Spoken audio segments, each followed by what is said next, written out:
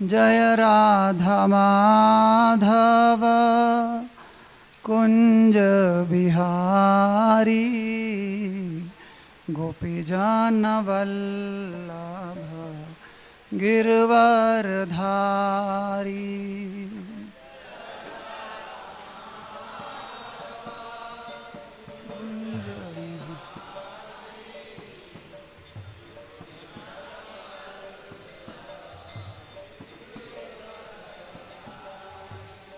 यशोदनंदन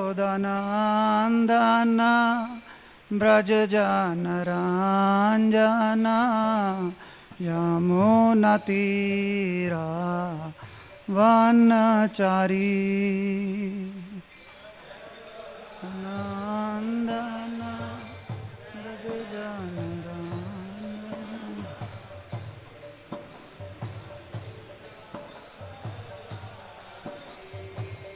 श्री कृष्ण चैतन्य प्रभु नित्यानंदा श्री अद्वैत गदाधर शिवासादि गौर भक्त वृंदा।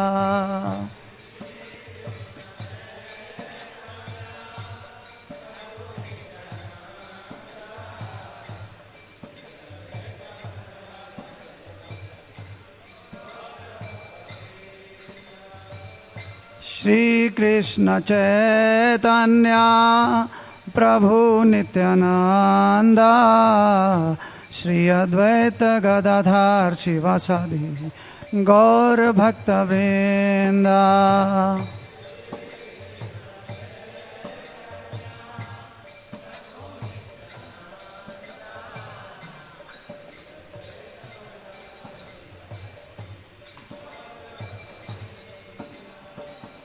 हरे कृष्ण कृष्ण कृष्ण हरे हरे हरे राम राम राम हरे हरे।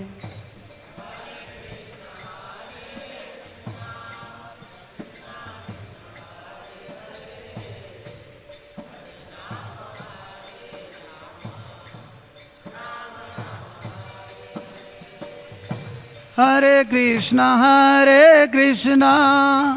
कृष्ण कृष्ण हरे हरे हरे राम राम राम हरे हरे।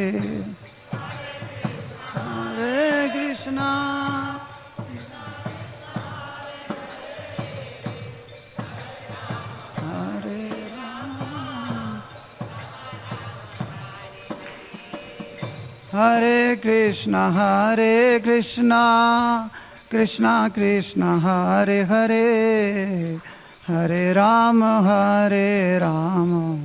राम राम हरे हरे।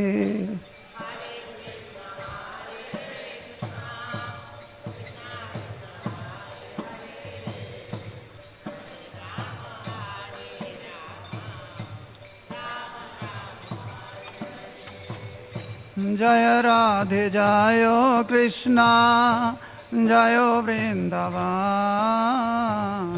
श्री गोविंद गोपीनाथ मदन मोहन।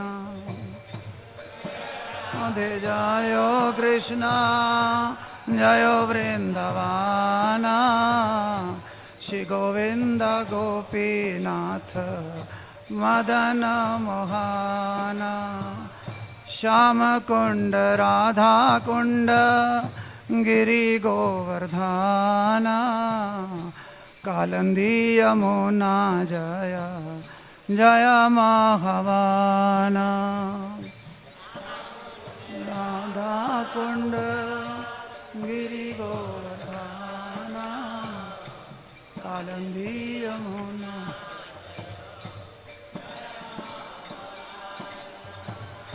केशी घाट वंशी वट द्वादश कानना जहाँ सब लीला कैलो श्री नंद नंदना।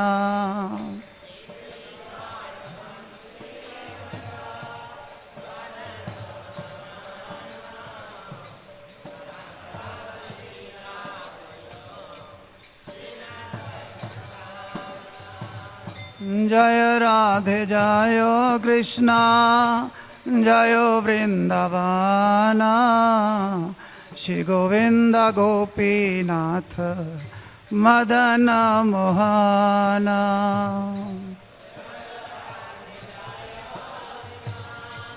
जय वृंदावन श्री गोविंद गोपीनाथ हरे कृष्णा कृष्णा कृष्णा हरे हरे हरे राम राम राम हरे हरे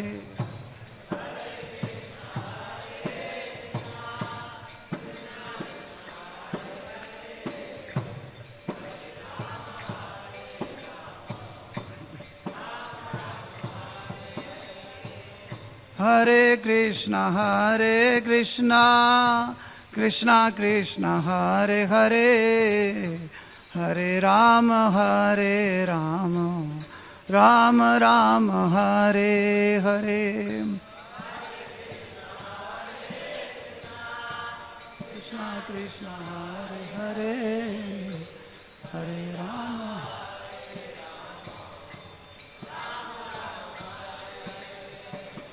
निताई गौरांगो निताई गौरांगो निताई गौरांगो गौरा हरि गौरांगो निताई गौरांगो निताई गौरांगो गौरा हरि जय राधा माधव कुंज बिहारी गोपीजन वल्लभ गिरवरधारी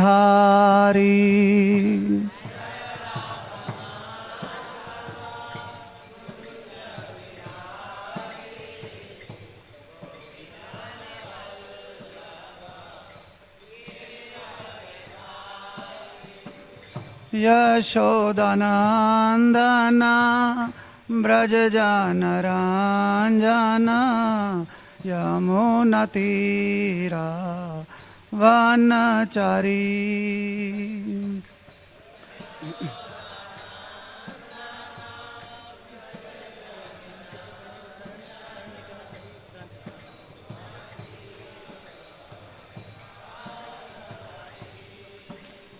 हरि बोल हरि बोल हरि बोल हरि बोल हरि बोल हरि बोल हरि बोल हरि बोल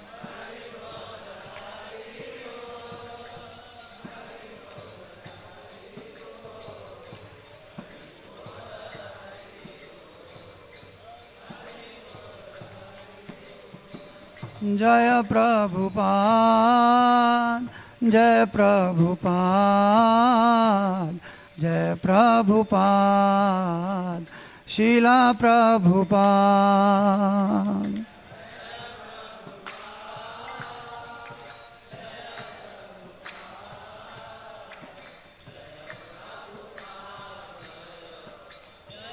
प्रभुपाद ओम विष्णुपाद परमहंस परिवाजकाचार्य स्तोत्र अभय चरणारविंद भक्ति वेदांत स्वामी शील प्रभुपाद की जय अनंत कोटि वैष्णव वृंद की ग्रंथराज श्रीमद् भागवतम की राधा पार्षार्थी भगवान सखी ललिता विशाखा देवी की सीताराम लक्ष्मण हनुमान जी की शिशि गौरनिताय की प्रहलाद नरसिंहदेव भगवान की तिरुपति बालाजी महाराज की निताय गौल प्रेमानंदे all glories to the assembled devotees all glories to the assembled devotees all glories to the assembled devotees all Guru Shri Guru and Gauranga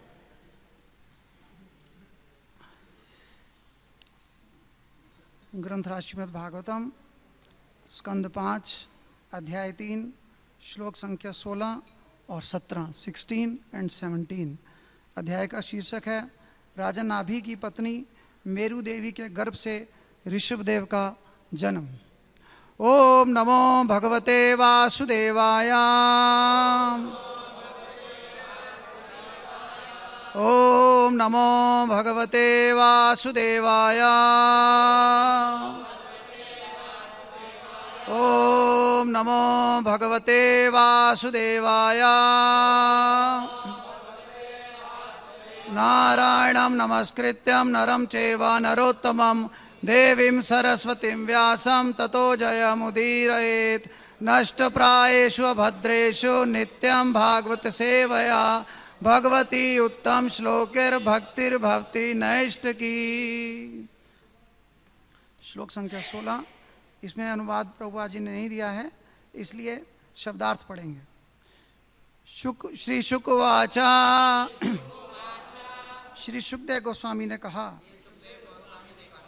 Bharatvarsh के सम्राट राजा नाभि द्वारा पूजित ऋत्विजों ने गद्य में, सामान्यतः पद्य में ईश्वर की स्तुति की और वे सभी उनके चरण कमलों पर झुक गए। देवताओं के अधिपति परमेश्वर उनसे अत्यंत प्रसन्न हुए और वह इस प्रकार बोले। श्री भगवान वाचा। भगवान ने कहा, अहो ओहो बत सचमुच प्रसन्न हूँ। अहम मैं ऋषया, हे ऋषियों, भवाद भी आप लोगों के द्वारा, अवितत गिर भी जिनके वचन सत्य हैं, वराम वर पाने के लिए, असुलभम प्राप्त करना अत्यंत कठिन है, अभियाचिता याचना किया हुआ, यथा वह अमुष्य राजा नाभि का आत्मजा पुत्र मया सदृशः मेरे समान भूयात हो इति इस प्रकार मम मेरा, अहम मैं, एवं केवल, अभिरूपा समान, कैवल्यात अद्वितीय, अथापि तो भी ब्रह्मवादा ब्राह्मणों के वचन न नहीं मृषा झूठे भवितुम होना अर्हति चाहिए मम मेरा एवं निश्चय ही चूंकि मुखम मुख यत वह द्विजदेव कुलम शुद्ध ब्राह्मणों का कुल। भगवान बोले, हे ऋषियों, मैं आपकी स्तुतियों से परम प्रसन्न हुआ हूँ। आप सभी सत्यवादी हैं।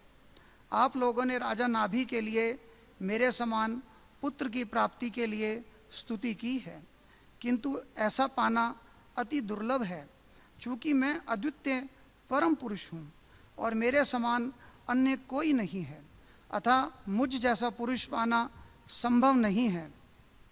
तो भी आप सभी सुयोग्य ब्राह्मण हैं। आपका वचन मिथ्या सिद्ध नहीं होना चाहिए। मैं सुयोग्य ब्राह्मणों को अपने मुख के समान उत्तम मानता हूँ। आप सब लोग अनुवाद दोहरा सकते हैं। हे ऋषियों, मैं आपकी स्तुतियों से परम प्रसन्न हुआ हूँ। आप सभी सत्यवादी हैं। आप लोगों ने राजा नाभि के लिए मेरे समान पुत्र की प्राप्ति के लिए स्तुति की है, किंतु ऐसा पाना अति दुर्लभ है। चूँकि मैं अद्वितीय परम पुरुष हूँ, मेरे समान अन्य कोई नहीं है, अतः मुझ जैसा पुरुष पाना संभव नहीं है। तो भी आप सभी सुयोग्य ब्राह्मण हैं। आपका वचन मिथ्य सिद्ध नहीं होना चाहिए। मैं सुयोग्य ब्राह्मणों को अपने मुख के समान उत्तम मानता हूँ। ओम ज्ञानतिमिरान्धस्य ज्ञानञ्जनशलाकया चक्षुरुन्मिलितं येन तस्मै श्रीगुरुवे नमः। हे कृष्ण करुणा सिंधु दीनबंधु जगत्पते गोपेश गोपिकाकांत राधाकांत नमस्तुते। तप्त कांचन गौरांगी राधे वृंदावनेश्वरी वृषभानुसुते देवी प्रणमामि हरिप्रिये। वाञ्छा कल्पतरुभ्यश्च कृपा सिन्धुभ्येव च पतितानां पावनेभ्यो वैष्णवेभ्यो नमो नमः। जय श्री कृष्ण चैतन्य प्रभु नित्यानंदा श्री अद्वैत गदाधर शिवासादि गौर भक्त वृंदा। हरे कृष्णा कृष्णा कृष्णा हरे हरे, हरे राम राम राम हरे हरे। तात्पर्य पढ़ेंगे। श्रील प्रभुपाद की अवितत गिरवी का अर्थ है जिनके वचन मिथ्या नहीं हो सकते। शास्त्रों के अनुसार ब्राह्मणों द्विज को परमेश्वर के समान शक्तिमान होने का अवसर दिया जाता है। ब्राह्मण जो कुछ भी कहे वह ना तो असत्य हो सकता है न बदला जा सकता है। वैदिक आदेशों के अनुसार ब्राह्मण तो भगवान का मुख है, इसलिए समस्त संस्कारों में ब्राह्मण को भोजन दिया जाता है, क्योंकि ऐसा माना जाता है कि ब्राह्मण भोजन करता है तो भगवान स्वयं भोजन करते हैं। इसी प्रकार ब्राह्मण जो भी कहता है उसे बदला नहीं जा सकता। महाराज नाभि के यज्ञ में सम्मिलित होने वाले पुरोहित ऋत्विज न केवल ब्राह्मण थे वरन इतने योग्य थे कि वे देवों अथवा स्वयं ईश्वर के तुल्य थे। यदि ऐसा ना होता तो भला वे भगवान विष्णु को यज्ञ स्थल में किस प्रकार बुला पाते। ईश्वर एक है, उसका किसी धर्म विशेष से संबंध नहीं है। कलयुग में विभिन्न संप्रदाय वाले अपने ईश्वर को दूसरों के ईश्वर से भिन्न मानते हैं, किंतु यह असंभव है। ईश्वर एक है और दृष्टि भेद की अवधारणाओं के अनुसार समझा जाता है। इस श्लोक के कैवल्यात शब्द का अर्थ है कि ईश्वर का कोई प्रतियोगी नहीं है, ईश्वर एक है। श्वेताश्वर उपनिषद में कहा गया है, ना तत्समाश्च विदकश्च दृश्यते। उसके तुल्य या उससे बड़ा कोई नहीं दिखता। ईश्वर की यही परिभाषा है। तो ये तीसरा अध्याय है 5वें स्कंद का। इसमें महाराज नाभि और मेरु देवी जो उनकी पत्नी है उन्होंने यज्ञ किया है भगवान को। उनका कोई संतान नहीं थी तो वो चाहते थे कि संतान हो और वो भी भगवान के जैसी ही संतान चाहते हैं। तो इस 5वें अध्याय में 5वें स्कंद में स्वयंभू मनु के दूसरे बड़े पुत्र महाराज प्रियव्रत की वंशावली का वर्णन किया गया है। ये जो स्वयंभू मनु हैं ये ब्रह्मा जी के ही पुत्र हैं और इसका जो संबंध है वो तीसरे स्कंद से भी है। तीसरे स्कंद में भी जब ब्रह्मा जी सृष्टि करना चाहते थे और जब मारीची आदि ऋषियों ने से भी वो सृष्टि ठीक से नहीं हो पा रही थी तो ब्रह्मा जी उस समय बहुत खिन्न थे, बहुत चिंतित थे। तो उस समय वो उनको ऐसा लग रहा था कि देववश ही ऐसा हो रहा है।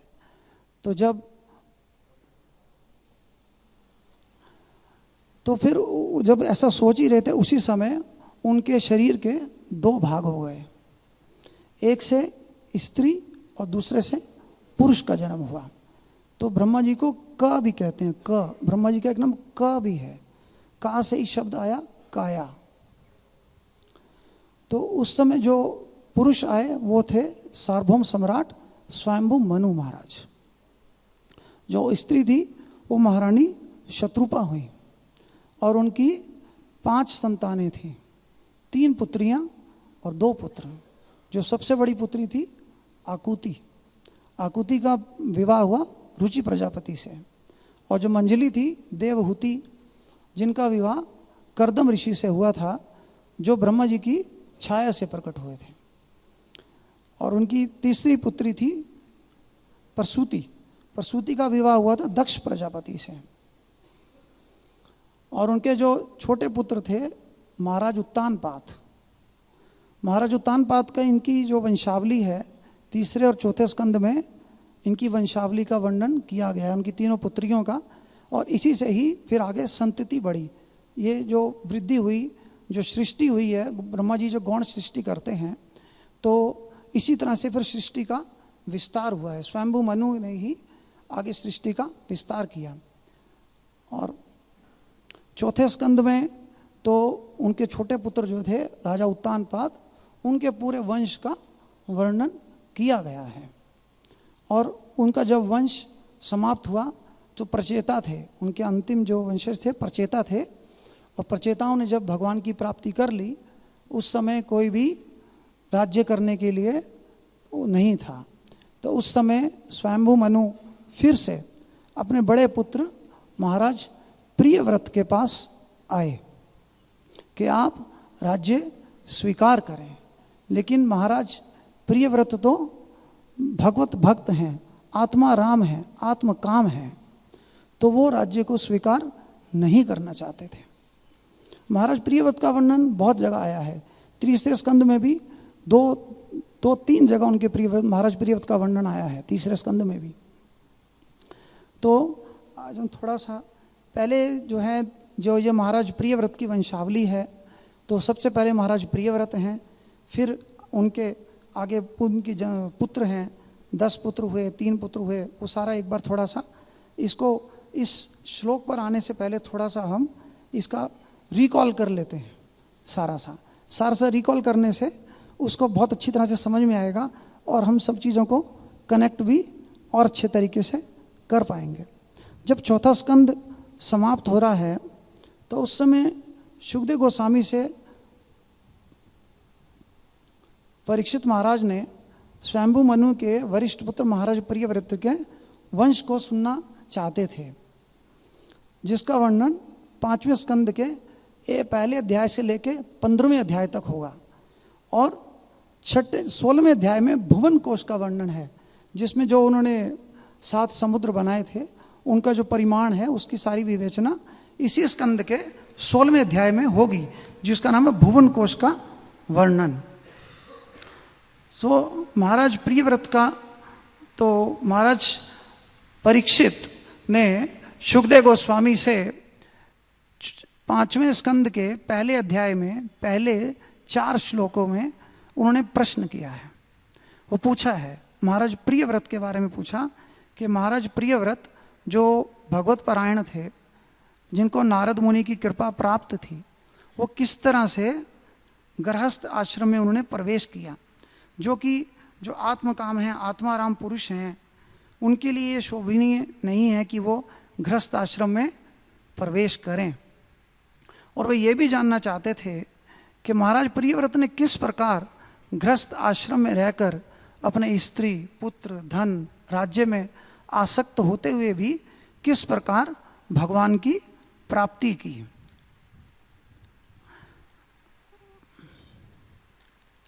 और जब महाराज प्रियव्रत उस समय राज्य स्वीकार नहीं कर रहे थे तो मनु महाराज ने कहा कि आप राज्य स्वीकार करें, लेकिन अपने पिता की आज्ञा को स्वीकार नहीं कर रहे थे, वो इस प्रपंच में नहीं पढ़ना चाहते थे। लेकिन उसी समय उनके पितामह ब्रह्मा जी आ गए, वो महर्षि आदि सब ऋषियों को साथ में लेकर आए, क्योंकि ब्रह्मा जी को तो हमेशा सृष्टि की वृद्धि करने की चिंता रहती है। ये 3 स्कंद से कनेक्ट हो गया अब, क्योंकि उसमें वो सृष्टि की वृद्धि करना चाह रहे थे, तो स्वयंभू मनु के थ्रू ही सृष्टि की वृद्धि हुई है, बाकी सब ने तो इतनी वृद्धि नहीं की। तो इस प्रकार ब्रह्मा जी आए और महाराज प्रियव्रत को उन्होंने बहुत सुंदर उपदेश दिया और कहा कि,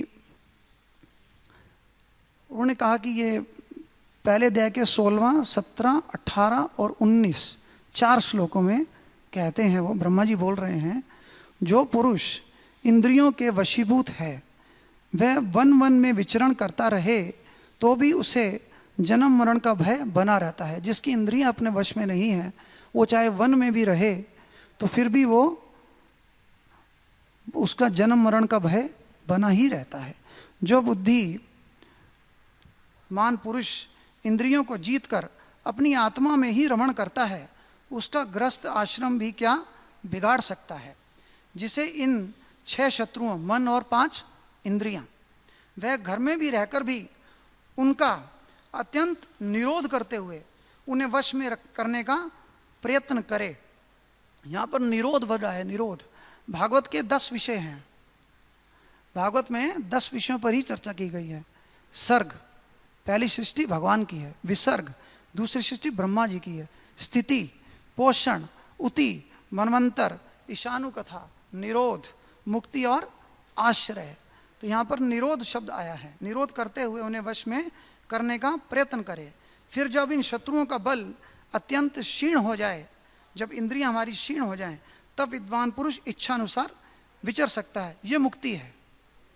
निरोध के बाद मुक्ति आ गया। अब महाराज प्रियव्रत का, इसलिए महाराज प्रियव्रत ने फिर उनके कहने पर, उनके समझाने पर, नारद जी भी उस समय वहाँ पर थे, उनके कहने पर उनकी आज्ञा को शिरोधार्य किया और फिर राज्य स्वीकार किया। और राज्य स्वीकार करके उन्होंने फिर विवाह भी किया। जो विश्वकर्मा की पुत्री से उनका विवाह हुआ, जिसका नाम बृहिष्मति था, और उनके 10 पुत्र हुए, जो उनके ही समान शीलवान, गुणी, कर्मनिष्ठ और रूपवान और पराक्रमी थे। और उनकी एक कन्या भी हुई थी जिसका नाम ऊर्जस्वती था, जिसका विवाह बाद में शुक्राचार्य जी से हुआ।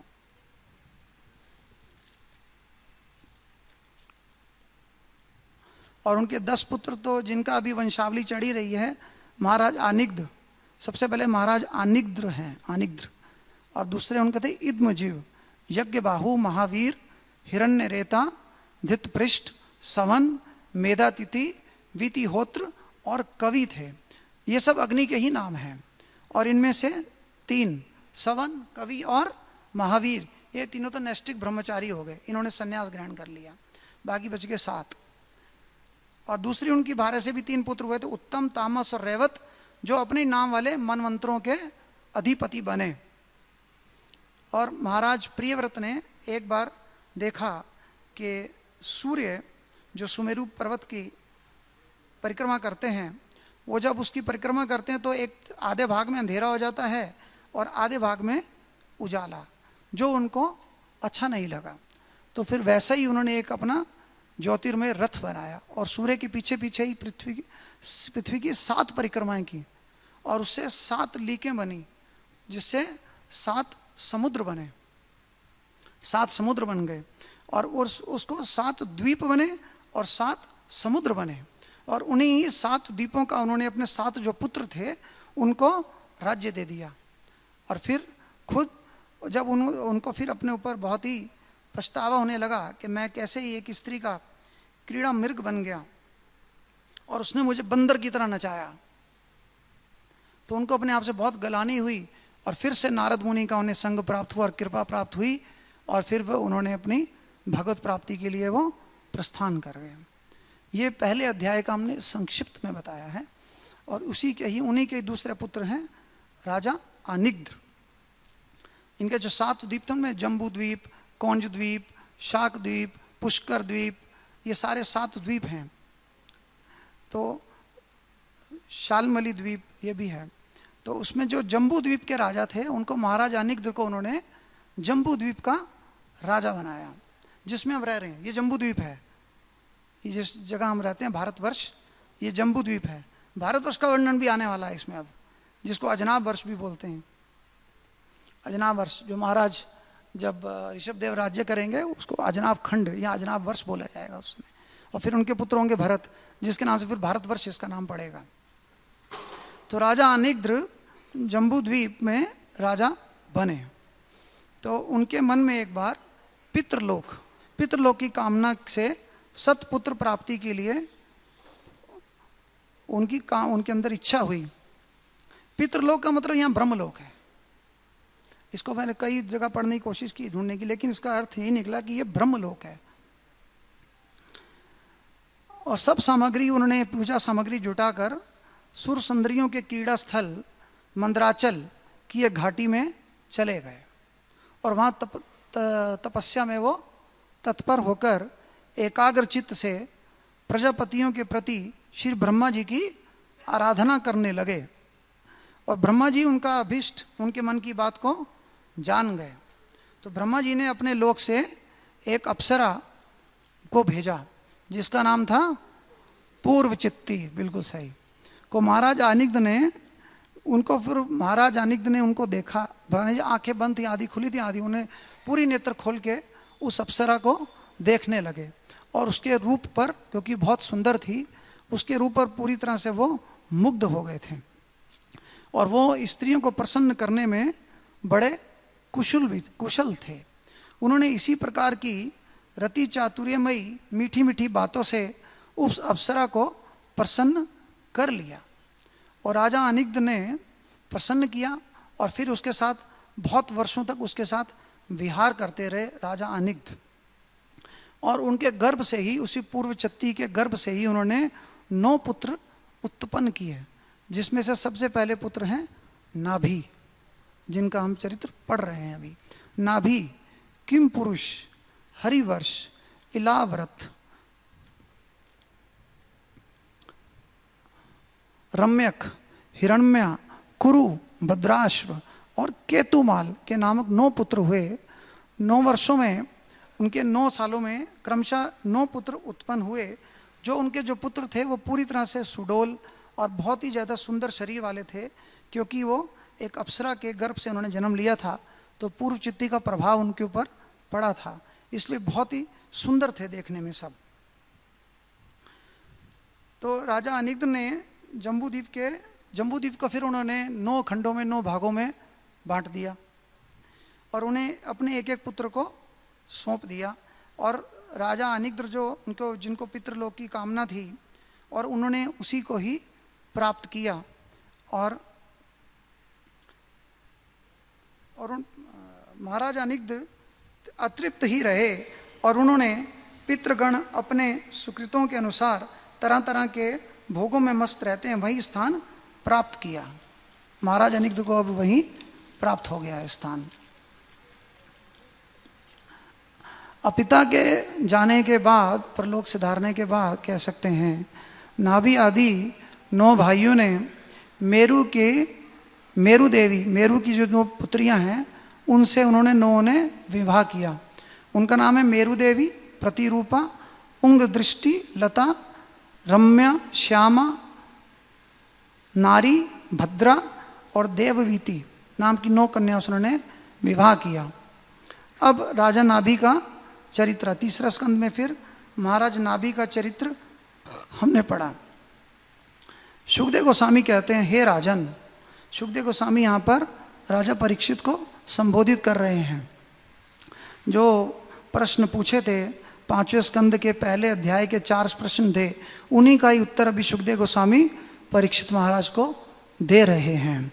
शुकदेव स्वामी कहते हैं कि हे राजन, अनिग्ध के पुत्र नाभि के कोई भी संतान नहीं थी, इसलिए उन्होंने अपनी भार्या मेरु देवी के सहित एक पुत्र की कामना की और एकाग्रता पूर्वक भगवान यज्ञ पुरुष का यजन किया। महाराज नाभि जो हैं वो ब्राह्मणों के भक्त हैं, ब्राह्मणों की सेवा की उन्होंने, ब्राह्मणों को दक्षिणों से प्रसन्न किया और इसीलिए ही वो ऋत्विज उनसे प्रसन्न हुए और उनके अभिष्ट को पूरा करने के लिए ही वो यज्ञ करने के लिए तैयार हो गए। जब महाराज नाभि ने श्रद्धापूर्वक विशुद्ध भाव से उनकी आराधना की, तब उनका चित्त अपने भक्त का अभिष्ट पूरा करने के लिए उत्सुक हो गया। अब भगवान भी अपने भक्त का अभिष्ट पूरा करते हैं।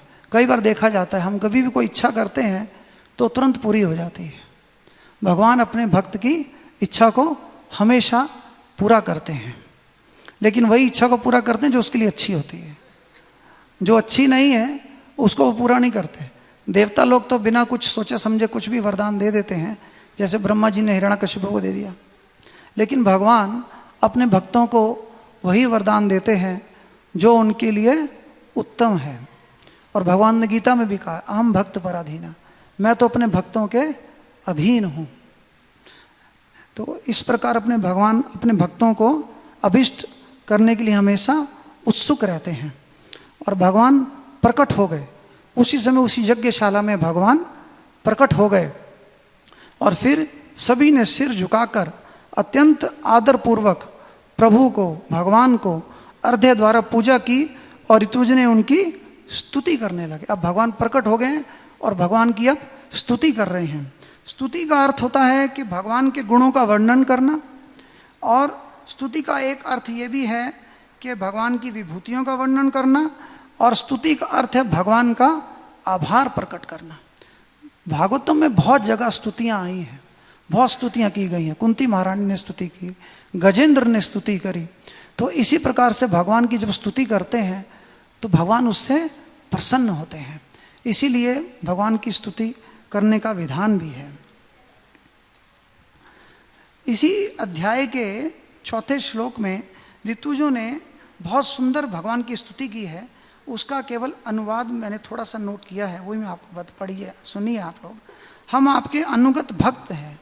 ऋतुज कहते हैं हम आपके अनुगत भक्त हैं, हम आपके शरणागत हैं, आप हमारे पुनः पुनः पूजनीय हैं। और किंतु हम आपकी पूजा करना क्या जाने, हमें तो आपकी पूजा करना आता नहीं है। हम लोग तो कलयुग में वैसे भी शुद्ध है ही नहीं, हम भगवान की पूजा अर्चना कर ही नहीं सकते, यह कलयुग का धर्म भी नहीं है। हम तो केवल भगवान को प्रणाम कर सकते हैं। भगवान को एक बार प्रणाम करने से ही भगवान उसको मान लेते हैं कि ये उसके ऊपर भगवान अवश्य कृपा करते ही है। इसलिए भगवान को प्रणाम करने का बहुत ही महत्व है। हमें ज़्यादा से ज़्यादा भगवान को प्रणाम करना चाहिए। प्रणामो दुख शमनम, सर्व दुख शमनम। प्रणाम करने से सभी दुखों का शमन हो जाता है। जो भी हमारे दुख हैं, चाहे वो आदि वैदिक हो, आदि देविक हो, आध्यात्मिक हो, सभी प्रकार के दुखों को भगवान शांत करते हैं। तापत्राय विनाशाय श्री कृष्णाय वयम नमः। तीनों प्रकार के तापों को भगवान नाश करते हैं। और 6 श्लोक में आपके भक्त, ये श्लोक बहुत अच्छा था, 6वां श्लोक जो आया था, इसमें गीता में भी है, पत्रम पुष्पम फलम तोम तोयम जो मैं भक्त्या प्रयश्चति। उसी का ही एक किस्म से ये निरूपण है यहाँ पर। आपके भक्त प्रेम और गदगद वाणी से स्तुति करते हुए जब सामान्य जल, विशुद्ध पल्लव, पल्लव मीन्स फूल, पुष्प, तुलसी और दूब के अंकुर, दूब मीन्स घास के जो तिनके होते हैं, आदि सामग्री से भी जब आपकी पूजा करते हैं तो आप सब प्रकार से उससे संतुष्ट हो जाते हैं। भगवान हमसे कोई बहुत बड़ी आवश्यकता, बहुत बड़ी चीज़ें नहीं मांग रहे, वो तो आत्माराम है, उनको वो हमारी किसी चीज़ की आवश्यकता नहीं है।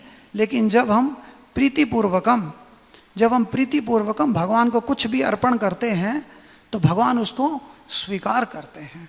भगवान भावग्राही है, पदार्थग्राही नहीं है। भगवान के हमारे पदार्थों की कोई आवश्यकता नहीं है, लेकिन वो भाव देखते हैं। जिस प्रकार से एक पुत्र अपने पिता से ही पैसा लेकर और उसके लिए अगर कुछ उसी में से ले आए तो पुत्र को बहुत प्रसन्नता होती है, उसी प्रकार ये सब कुछ, सारी सृष्टि, ये सब चीज़ें भगवान की ही दी हुई हैं। और अगर हम उसको भगवान को अर्पण करते हैं तो भगवान उससे बहुत प्रसन्न होते हैं। उससे हमारे अंदर, उसके अंदर मैं और मेरा का भाव अब नहीं रह जाता। मैं और माँ, मैं और ममत्व, इसकी भावना को त्यागना है, तभी हम भगवान को शरणागत हो पाएंगे। प्रभु आपके गुणों का गान मंगलमय है। भगवान का गुणों का गान मंगलमय है, इसीलिए मंगला आरती बोलते हैं सुबह। भगवान के गुणों का हम जान करते हैं, वो हमेशा मंगलमय है। तो भगवान का गुणगान करने से सबका मंगल होता है। मेरा मंगल, तेरा मंगल, सबका मंगल होता है उससे। इस पूरी सृष्टि का मंगल होता है, पूरे वातावरण का मंगल होता है। जिसने वैराग्य से प्रज्वलित हुई ज्ञान अग्नि के द्वारा अपने अंतःकरण के राग द्वेष आदि संपूर्ण मलों को जला दिया है, जिसने राग और द्वेष जो मुक्त हो गया है। जो परमहंस होते हैं वो राग और द्वेष से मुक्त हुए हैं, ना उस संसार में उनका किसी प्रकार से राग होता है, ना ही वो किसी से द्वेष, किसी प्राणी से, किसी जीव से द्वेष ही रखते हैं। वे आत्माराम मुनिगण भी निरंतर आपके गुणों का गान किया करते हैं। निष्क्रम में अच्युत भाव वर्जितम, नारद मुनि जी ने कहा है। अतः हम आपसे यही वर मांगते हैं कि गिरते, 12वां को श्लोक है ये इसी अध्याय का, कि हम गिरते हुए, ठोकर खाते हुए, छींकते हुए, जम्भाई लेते हुए और संकट, किसी भी प्रकार के संकट आदि के समय एवं ज्वर और मरण आदि की अवस्थाओं में भी आपका स्मरण ना हो सकने पर भी किसी प्रकार आपके सकल कलिमल नाशक, भक्तवत्सल, दीन बंधु आदि गुणोदक नामों का हम उच्चारण कर सकें। एक बार लोकनाथ गोस्वामी महाराज ट्रैवल कर रहे थे, तो आगे कोई गाड़ी आई, कुछ आया, तो एकदम से ड्राइवर ने बहुत तेज से ब्रेक लगाया, तो लोकनाथ महाराज के मुंह से निकला ओह। तो लोकनाथ महाराज को उसी समय चेतना आई, उन्होंने कहा मैं फेल हो गया, आज मेरे मुख से कृष्ण का नाम नहीं निकला, मैं फेल हो गया। ये लोकनाथ महाराज के शब्द हैं कि मैं फेल हो गया आज। लेकिन इसी प्रकार इसी ये श्लोक में आया है कि हम किसी भी समय, गिरते समय, ठोकर खाते समय या छींकते समय भी कृष्ण का नाम उच्चारण हमारे मुख से होना चाहिए। इसीलिए हरे नाम हरे नाम ही केवलम, कलो नास्ते नास्ते गतिरन्य था। कलयुग में केवल हरि का नाम ही है, और हमेशा सतत कीर्तयन्तो माम, हमेशा भगवान के गुणों का, नामों का कीर्तन हमारे मुख से उच्चारित होते रहना चाहिए। चाहे हम सोते हुए या सुप्त में सोते हुए या स्वप्न में या जागते हुए, हमेशा कृष्ण का नाम ही हमारे मुख से उच्चारित हो, तभी ये जीवन, तभी ये भक्त का जीवन सफल होगा। नहीं तो हम लोग अगर नहीं नाम ले, अगर हम अभी से प्रयास नहीं करेंगे तो अंत समय में भी हम भगवान का नाम हमारे मुख से उच्चारित हो पाना मुश्किल है। यम यम वापी स्वर्ण भावम त्वजंतेव कलेवरम तम तमय वेति कौंतया सदा तद्भाव भाविता। 8वें अध्याय के गीता में भगवान बोलते हैं कि जो अंत समय में जिस प्रकार का भाव उसके अंदर होता है, उसी प्रकार की ही वो गति को प्राप्त करता है। तो अगर हम भगवान का नाम लेंगे तो अंत समय में भी हम भगवान का नाम का उच्चारण कर पाएंगे। लोग कहते हैं वृद्धावस्था में भगवान का भजन करना चाहिए, लेकिन प्रभुपाद बोलते हैं कि 5 साल की आयु से ही, प्रहलाद महाराज बोलते हैं, प्रभुपाद भी कहा है कि 5 वर्ष की आयु से ही हमें भक्ति में संलग्न हो जाना चाहिए। तो अब ये तीसरा, तो 14वें श्लोक में भी उन्होंने बहुत सुंदर बात कही है कि यह कोई आश्चर्य की बात नहीं है कि आपकी माया का पार कोई नहीं पा सकता। भगवान की माया का पार कोई नहीं पा सकता। माया ताम तरंती थे। भगवान की माया को पार पाना बहुत ही दुष्कर है। हर स्थान पर हम लोग, आप सब लोग तो मंदिर में रहते, मैं तो रहता नहीं हूँ। मंदिर में बहुत भक्त लोग बहुत सुरक्षित हैं, बाहर तो बहुत माया है। हर रोज युद्ध में लड़ना पड़ता है और परास्त भी होना पड़ता है। विजय कम होती है, परास्त ज़्यादा होते हैं। आपकी माया का पार कोई नहीं पा सकता और ना वह किसी के वश में आ सकती है। जिन लोगों ने महत्पुरुषों के चरणों का आश्रय नहीं लिया है, उनकी बुद्धि मोहग्रस्त बनी रहेगी। जिन्होंने महत्पुरुषों, महापुरुषों, भक्तों का चरणों का आश्रय नहीं लिया है, वह उनकी बुद्धि मोहग्रस्त बनी रहेगी। इसलिए कहते हैं साधु संग सर्व सिद्धि होए। साधु संग करने से ही हम भक्ति में आगे बढ़ पाएंगे। और इसी में ही आएगा जब महाराज ऋषभ के पुत्र होंगे महाराज भरत, उनके जब महाराज रहुगण का संवाद आएगा, जब उनको वो शिक्षा देंगे, उनके प्रश्नों का उत्तर देंगे, वहाँ पर एक बहुत ही सुंदर शब्द आया है, जो वैसे तो प्रहलाद महाराज ने भी ऐसा एक शब्द बोला है जो मेरे स्मरण में आ रहा है, महत पाद रज अभिषेकम। जब तक हम महात्माओं के चरणों की रज से अभिषेक नहीं कर लेंगे, उनके चरणों की रज में लौटेंगे नहीं, तब तक भगवान की प्राप्ति हो पाना संभव नहीं है। महापुरुषों के चरणों की धूलि से अपने को नहलाए बिना परमात्म ज्ञान प्राप्त नहीं हो सकता, भगवत प्राप्ति नहीं हो सकती। तो ये संक्षिप्त में अभी तक की जो इसका जो पृष्ठभूमि थी, अब उसका बताया गया। अब आज के श्लोक के तात्पर्य पर चर्चा हम करेंगे। अविथ गिरभी का अर्थ है जिनके वचन मिथ्या नहीं हो सकते। ब्राह्मणों का वचन कभी मिथ्या नहीं हो सकता, क्योंकि भगवान कहते हैं ब्राह्मण मेरे मुख हैं। भगवान के शरीर की अगर रचना की भी हम देखा है, हमने जाना है, पढ़ा है कि मुख भगवान का, ब्राह्मण भगवान का मुख है, और फिर क्षत्रिय है, फिर जंगाओं से वैश्य है, और चरण शूद्र है। तो भगवान का मुख कौन है? ब्राह्मण है। इसलिए उनके वचन कभी मिथ्या नहीं होते। शास्त्रों के अनुसार ब्राह्मणों द्विज को परमेश्वर के समान शक्ति होने का अवसर दिया जाता है। तो क्योंकि उनके वचनों को भगवान निभाते हैं, रखते हैं, इसलिए उनको शास्त्रों में परमेश्वर के समान ही शक्तिमान होने का माना गया है। ब्राह्मण जो कुछ भी कहे वह ना तो असत्य हो सकता है और ना बदला ही जा सकता है। उसकी वाणी जो है वो एक किस्म से कह सकते हैं बिल्कुल दृढ़ है, उसको मिटाया नहीं जा सकता। वैदिक आदेशों के अनुसार ब्राह्मण तो भगवान का मुख है, इसलिए समस्त संस्कारों में ब्राह्मण को भोजन दिया जाता है। चाहे कोई भी 14 प्रकार के संस्कार होते हैं, गर्भाधान संस्कार से लेकर अंतिम संस्कार तक 14 संस्कार होते हैं। हर संस्कार में ब्राह्मण को भोजन कराया जाता है। और जब शायद अद्वैताचार्य ने भी हरिदास ठाकुर को भोजन करवाया था, तो उस समय उनकी आलोचना हुई थी कि वो तो मुसलमान परिवार में हैं, आपने उनको भोजन क्यों करवाया? तो उन्होंने कहा कि ये तो साक्षात, ये तो परम वैष्णव है, और एक वैष्णव को भोजन कराने का मतलब है 1 करोड़ लोगों को भोजन करा देना।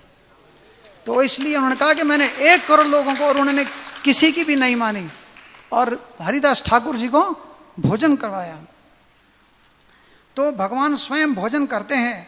इसी प्रकार ब्राह्मण जो भी कहता है उसे बदला नहीं जा सकता। महाराज नाभि के यज्ञ में सम्मिलित होने वाले पुरोहित ऋत्विज न केवल ब्राह्मण थे, वरण इतने योग्य थे कि वे देवों और स्वयं ईश्वर के तुल्य थे।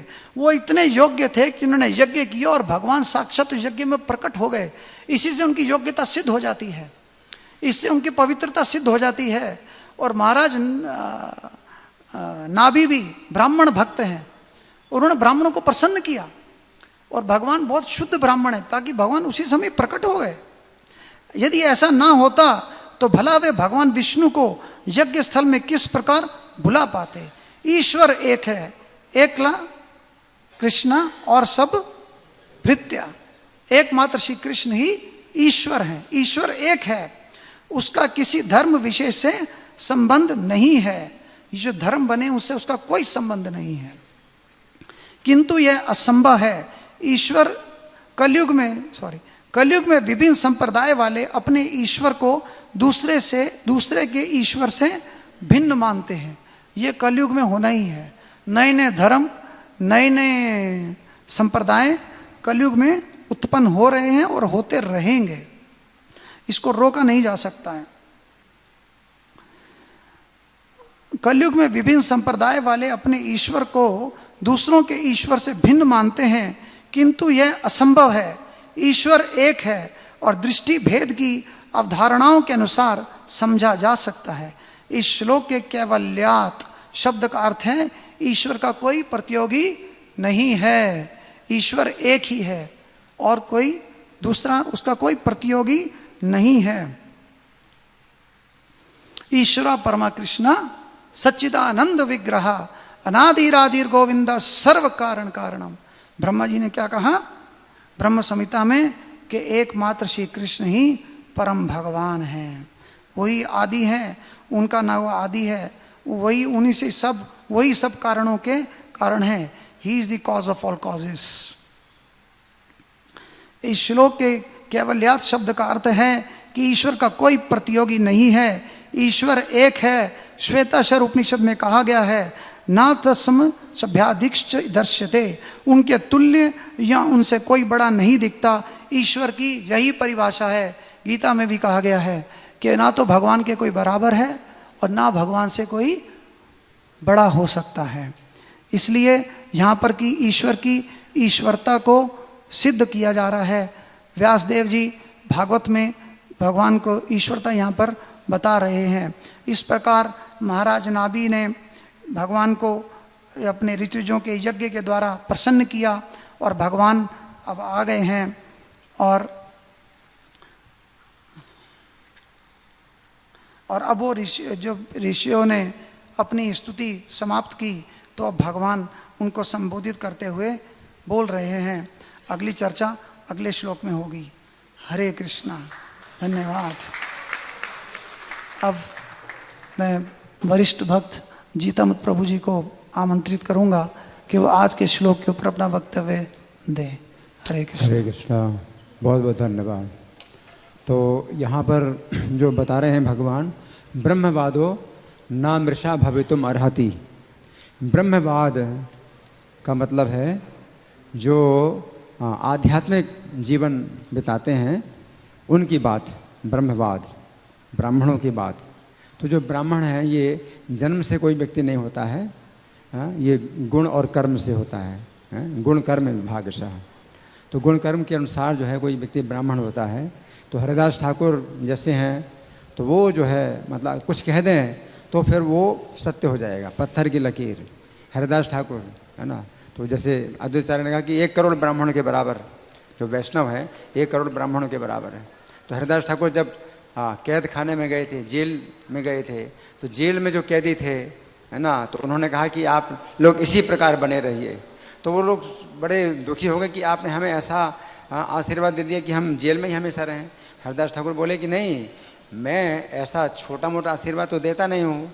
मेरा कहना ये है कि इस प्रकार जैसे तुम अभी आप लोग जो है विनम्र हैं और मेरे सामने झुक रहे हैं, उसी प्रकार की भावना हमेशा बनी रहे। और जो चोरी है, बदमाशी है, आप मतलब आप ना करें आगे। मेरा ये कहना है कि आप इसी प्रकार ईश्वर के भजन में लगे रहें और आप 2-3 दिन में छूट जाएंगे। तो हरिदास ठाकुर ने कहा कि आप लोग 2-3 दिन में जेल खाने से छूट जाएंगे। तो छूट गए वो लोग, उनके मुख से अगर निकला तो छूट जाएंगे। और कभी ऐसे जो महर्षि हैं अगर गलती से भी कुछ बोल देते हैं, कभी गुस्से में कुछ बोल देते हैं, बाद में लगता है कि मैंने गलत बोल दिया, तो भी उनकी चिंता हो जाती है कि अब वो जो है कैसे सत्य हो। जैसे भृगु मुनि हैं तो उन्होंने भगवान के ऊपर कुछ कारणवश उनको जो है कोप हुआ, गुस्सा आया, तो उन्होंने शाप दिया भगवान को कि आपको जो है अपनी पत्नी का जो है विरह अनुभव होगा। फिर बाद में सोचने लगे कि मैंने भगवान को शाप दिया और भगवान तो शाप देने लायक है नहीं, भगवान ने ऐसा कोई कार्य किया भी नहीं और मैंने अपनी सब तपस्या नष्ट कर दी। तो फिर और तपस्या की उन्होंने और भगवान को प्रसन्न किया। और जब भगवान कहते हैं कि वर मांगो, तो भृगु मुनि कहते हैं आप मेरे शाप को स्वीकार करो, क्योंकि मेरे मुँह से निकल गया है, उसको आप सत्य करो। तो जो ब्राह्मण लोग हैं उनको इतनी चिंता होती है यार कुछ मुख से निकल जाए तो अब कैसे सत्य होगा। तो फिर भगवान उनके शाप को स्वीकार किया। तो राम अवतार में वो जो है पत्नी के विरह का अनुभव करते हैं। तो उसी प्रकार से कुंती महारानी, तो कुंती महारानी वैसे तो छत्राणी है, लेकिन उनके मुख से गलती से निकल गया कि तुम्हें जो भिक्षा प्राप्त हुई है 5 भाई मिल करके बांट लो। लेकिन वो भिक्षा सामान्य भिक्षा थोड़ी थी, द्रौपदी थी। तो फिर अब कुंती महारानी को चिंता होगी कि मेरी ये बात जो है अब कैसे सत्य होगी, ये चिंता होगी। मतलब कितना ऊंचे ये जीवन स्तर है कि ऐसे कोई नहीं सोचता गलती से कुछ कह दिया तो अरे ये तो मैं ऐसा समझा था, सामान्य बात है, कोई खास बात नहीं है। कुंती महारानी को चिंता होगी कि मेरे मुंह से जो है धोखे से ये बात निकल गई, अब कैसे सत्य होगी। और 5 भाइयों को चिंता हो गई कि माता ने ऐसा बोल दिया, अब कैसे होगा। है ना। और व्यास जी आए, व्यास जी ने कहा कि नहीं, आपके मुंह से जो निकला है वो सत्य है, क्योंकि द्रौपदी का पिछले जन्म में इसी प्रकार का जो निश्चित हुआ था कि उसको 5 पति प्राप्त होंगे, और ये जो है पिछले जन्म के इनके जो है संबंध हैं, और इनका जो है 5 से वाय होगा, तो 5 से वाय हुआ। तो कहने का मतलब ये है कि भगवान जो है मतलब इतने मतलब बंधे हैं ब्राह्मणों की बात से कि वे जो है उनकी बात को पूरा करते हैं। नंद महाराज भी जो है कृष्ण को आशीर्वाद दिलाते थे, क्योंकि असुर आते हैं बार बार और कृष्ण का जीवन संकट में पड़ जाता है, तो वो तो कृष्ण को अपना पुत्र मानते हैं, भगवान तो नहीं मानते हैं। तो वो कृष्ण को आशीर्वाद दिलाते हैं ब्राह्मणों को प्रसन्न करके कि आप बोल दो कि हमारा पुत्र दीर्घायु हो। तो ब्राह्मणों से जो है आशीर्वाद दिलवाते हैं, और वो ब्राह्मण ऐसे शुद्ध ब्राह्मण होते थे कि जिनकी बात जो है मिथ्या नहीं हो सकती। तो जब ब्राह्मण बोल दें तो नंद महाराज को फिर जो है मतलब कुछ सांत्वना मिलती थी कि हाँ, हमारे पुत्र की जो है रक्षा हो जाएगी। नहीं तो वहाँ पर कितने असुर आ रहे हैं और कितने उत्पात हो रहे हैं, और क्या क्या मतलब नहीं हो रहा है। नंद यशोदा को जो है चिंता से ऊपर चिंता ही चिंता, कैसे रक्षा करें अपने पुत्र की। लेकिन ब्राह्मणों से आशीर्वाद दिलाते हैं, ब्राह्मणों को प्रसन्न करते हैं, ब्राह्मणों को दान देते हैं। तो यही जो है मतलब एक आज के श्लोक का एक जो बिंदु है वो ये है कि ब्राह्मण लोग जो है मतलब ऐसे होते हैं सत्यवादी कि अगर कुछ गलती से भी अगर निकल जाए तो उनको भी चिंता हो जाती है कि कैसे बात सत्य होगी, और भगवान भी जो है उनकी बात को सत्य करते हैं। हरे कृष्ण। हरे कृष्ण। किसी की कोई और समीक्षा, कोई प्रश्न, कोई जिज्ञासा? हरि बोल।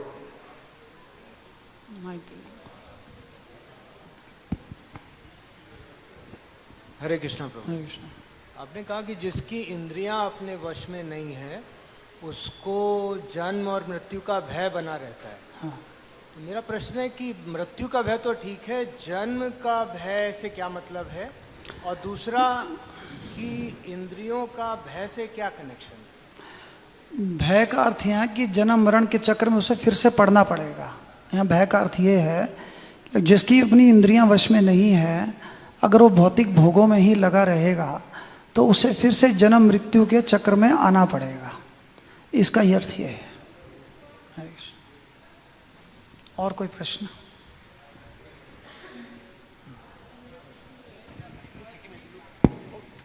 हरे कृष्ण।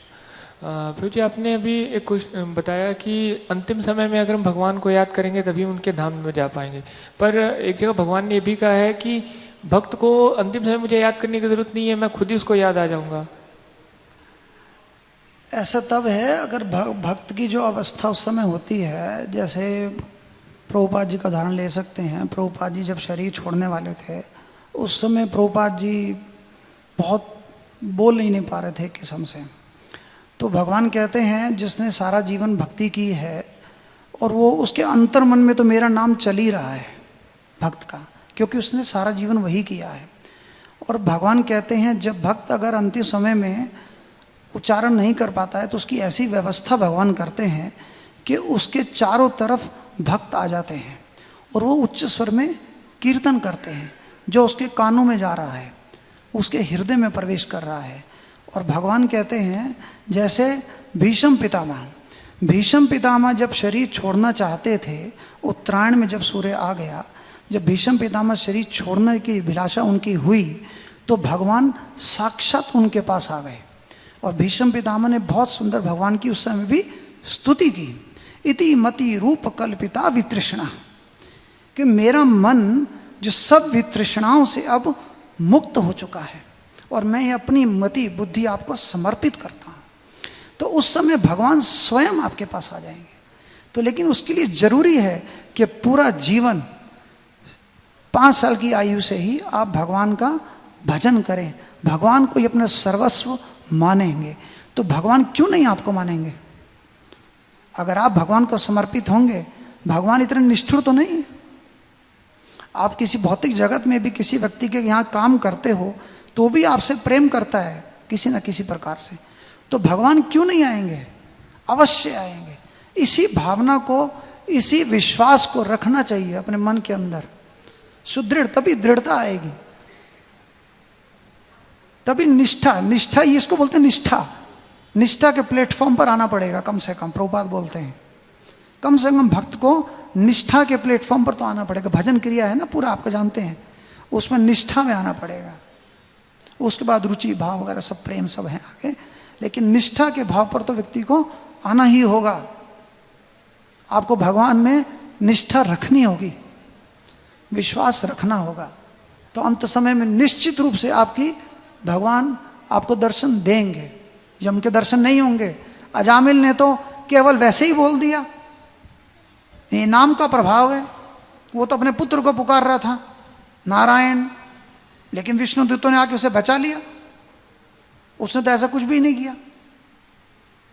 तो भगवान के लिए अगर थोड़ा सा भी करते हैं तो भगवान उसको इतना बड़ा मानते हैं। तो आपको अंदर ही विश्वास रखना पड़ेगा, निश्चित रूप से भगवान की प्राप्ति होने वाली है। धन्यवाद। और कुछ और कोई प्रश्न?